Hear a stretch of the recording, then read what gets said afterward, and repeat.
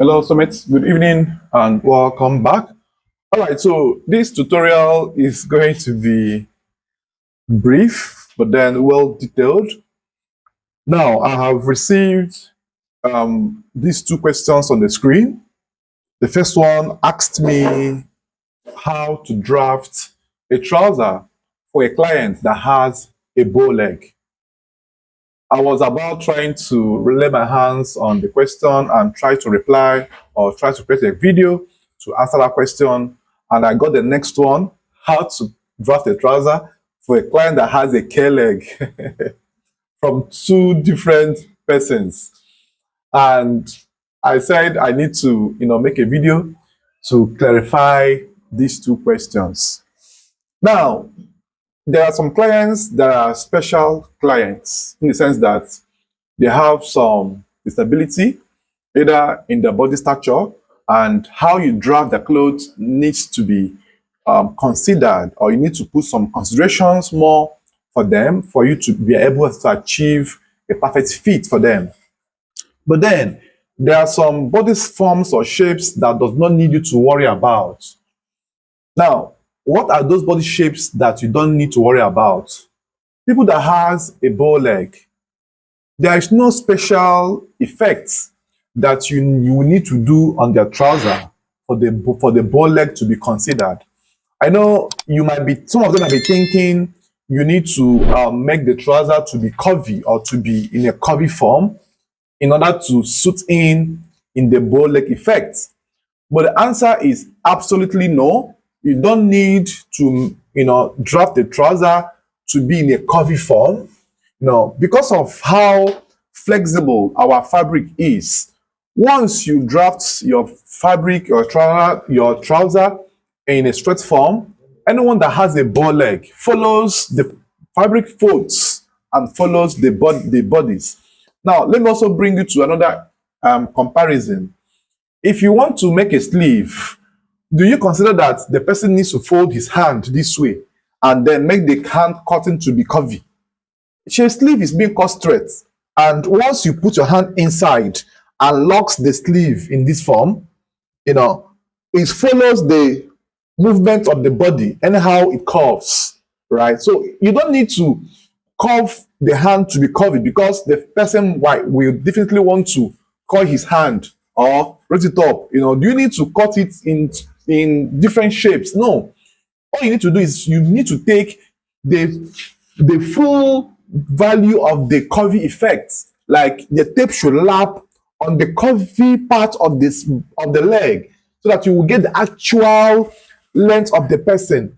Don't just take the sleeve in a straight form, or sorry, the length of trouser in a straight form outside the body. Let me show you what I mean. For example, if this is the person's bow leg effect, like this is how bow the leg is, right? Don't mind me, I don't know how to draw. So if this is someone's bow leg, and this is the waistline, this is the trouser. Now, if this is the bow leg effect, now why taking the person's measurement? Don't put your tape from here and go straight this way. It will be wrong. Don't go in a straight form this way. It will be wrong. So what do you need to do? You need to put your tape in accordance to how curvy the leg is in this form. So this gives you a fuller reading than the one you just jump straight in this form. If you observe, this one will be longer because of the curviness or the curvy parts of the leg.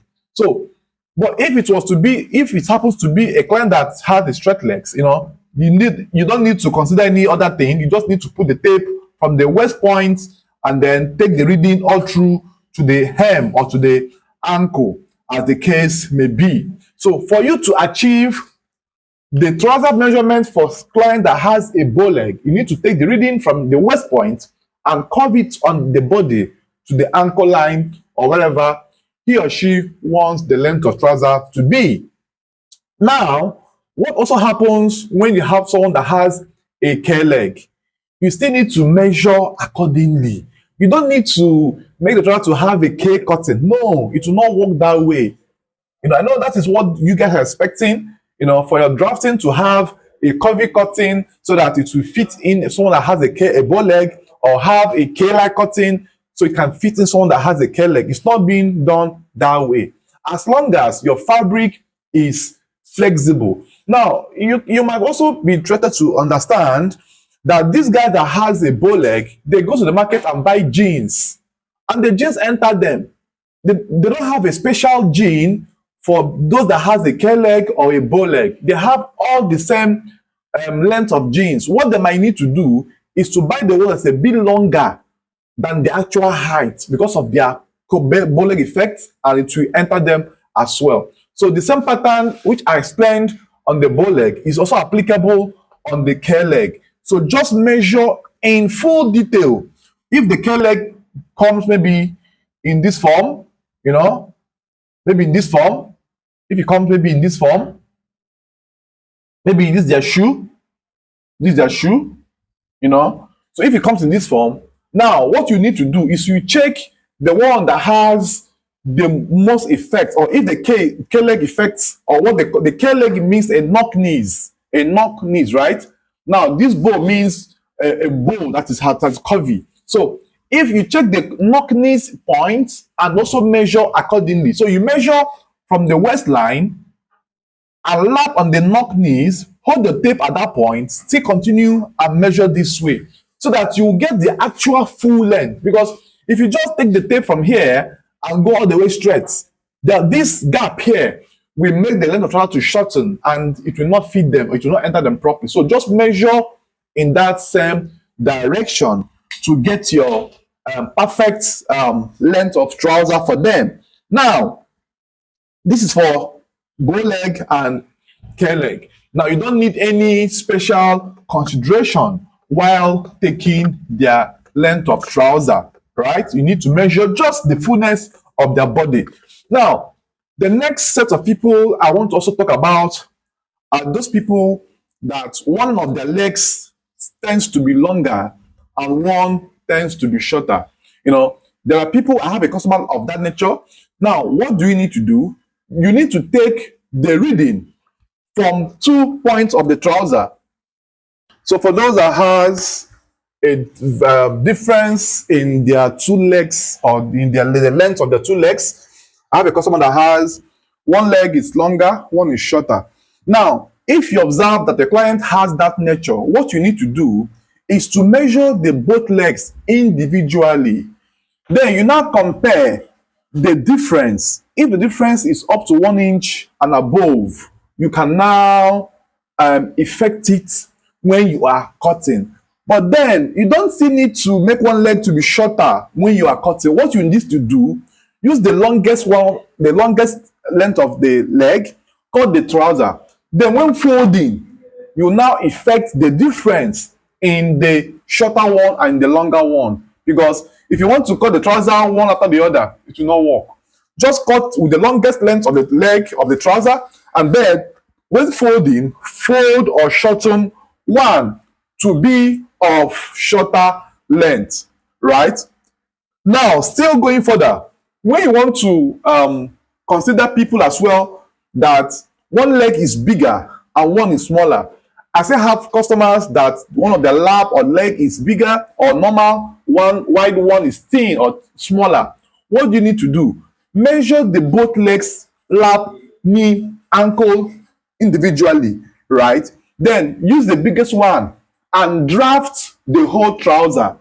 Then when you are closing or stitching, you will now effect the difference in the laps of the bigger one to be on the bigger part. Make sure that you note the one that is bigger. Like in measurement, you write left big, maybe small, right small, or right big, left small, so that you won't misplace the both legs. So take note of the measurements in accordance to the right leg or the left leg. So when you have these differences, that is the people you consider in your sewing process. But for people that has bow leg or knock legs, knock knees, you don't need to consider anything. Just take the whole reading from the curvy part or the knock effect, and go ahead with the whole drafting. So if I'm to say people that you should consider are people that has one leg being longer, one leg being shorter, you know, if the difference is much,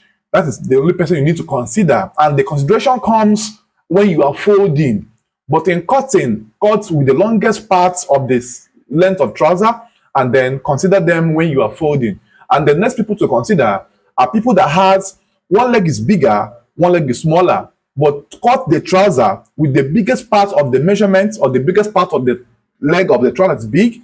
And then when you are stitching or closing, close in accordance to the right leg measurements and to the left leg measurements as well. So I do hope this video must have put a clarity to all of these questions and more. If you have missed my tutorials, don't forget to like this video, share, comment, and tell me how impactful this video is to you. Thanks for watching, guys. See you in the next one. Bye bye for now.